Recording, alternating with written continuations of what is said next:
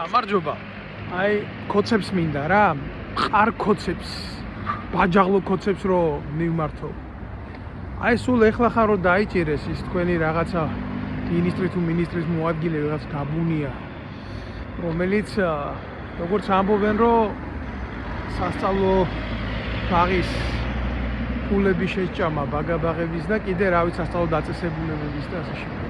ჯერა კაცო ახლა ეს ის ერთადერთი შემთხვევაა თქვენი რომ ჯერა რომ თქვენიანი რომელიმე ღორი იქნებოდა და შეჭამდა ბავშვების ლუკმას. ამას ნამდვილად გააკეთებთ, მაგრამ მე მაგაზე არ მინდა რომ ჩავწერო ეს ბლოგი. მე ისიც რაზე მინდა ჩავწერო ეს ბლოგი? აი სურათი რომ გამოაქვეყნეს ყობახიძესთან მიმართებაში რომელიღაცა ქოცურ შეხვედრაზე რო დგას და როგორ დგას და რა მიმიკით დგას. აი ესე თავმოხრილი, მოდრეკილი, როგორც მაშინ რო არის რა, რელიგიურ ეგრეთ წოდებულ იკონისტურ მხატვრობაში რო არის გამოსახული, აი მხოლოდ და მხოლოდ ღმერთის წინაშე რომ მოიდრეკ თავს და შენ ხარ ღმერთი ჩემი და შენ ხარ უფალი ჩემი და არა იყვნენ სხვა კერპნი შენსა გარეშე, აი ესე და ახლობით აი ესეთი გადმოცემა რო აქვს რაღაცა რა და სამაგიეროდ კოცებმა რა გაუკეთეს უტირეს ყოფა გლიჯეს ციხეში. აი ეს არის თითეული კოცის ბედი და მომავალი კოცებში და კოცობისთვის. აი ეს არის. ის გაბუნია ხარიბაშვილზე დიდი კოცი არ იყო და მაგალითები გაქვთ იმისი როგორ შეიძლება დაასრულოთ, არა თუ გააგრძელოთ.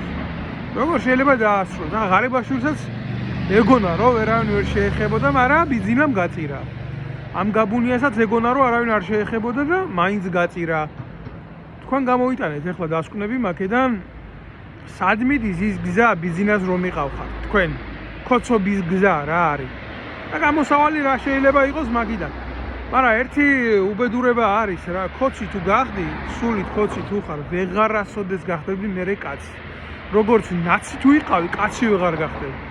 უბრალოდ თქვენ შვილებს, თქვენ მომავალს რაზე ყიდით ბიჭო?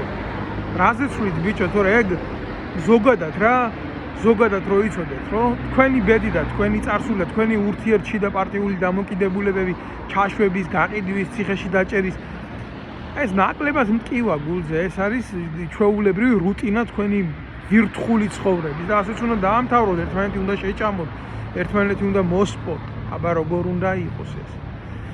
უბრალოდ იფიქრეთ რა, სიუჟეტზე მარტო ეს სურათი რო დაიდო იკონისტურ ჟანრში, თავს რო უხრიდა, თან როგორ იცი მოდრეკით, მაგრამ ის თავი ხო შეაყოფიეს საკუთარ უკანალში, ხო არ დაინდვეს იმის გამო, რომ კოცი ქურუმი იყო. აი ესე მოგიწევთ თქვენ და ვინც უფრო ქვედა ეშელონის კოცი ქურუმი ხართ. სად ის და სად თქვენ? ამაზეც დაფიქრდით მაინც რა.